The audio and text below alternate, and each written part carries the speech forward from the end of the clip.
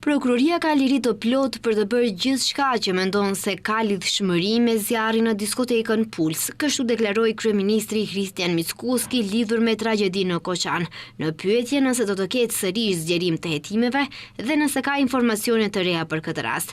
Ai thotë se është shumë i kujdesshëm kur flet për Koçanin, sepse sa më shumë porosi politike jepen, ato mund të ndjehen si presion.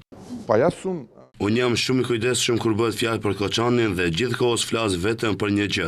Prokuroria ka liri të plotë që të bëjë gjithçka që mendon se ka lidhje me këtë rast. Tekstualisht gjithçka, sa më shumë porosi politike jepen, kjo mund të ndjehet si presion. Prandaj unë po hesht, po duroj gjithçka, më akuzojnë nga opozita, e le të jenë nekrofil, e le të jetë e gjitha mbi kurrizin tim. Vetëm prokuroria ta kryej punën e saj pa pasur porosi politike. Hetimi për zjarrin në diskotekën Puls së fundmi është zgjeruar para 3 ditësh.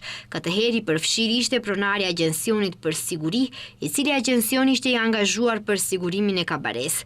Me propozim të prokurorisë themelore publike të Koçanit, gjykata e Koçanit i caktoi Aleksandar Naqev, pronarit të agjencisë Rubicon Securities, masën e paraburgimit prej 30 ditësh, kurse më 28 maj hetimi për zjarrin katastrofik u zgjerua për të përfshirë pronarin e objektit, i cili ishte shndruar në diskotekë dhe i cili pronarit të diskotekës, gjithashtu i akuzuar më herët për këtë rast, ia kishte dhënë objektin me qira.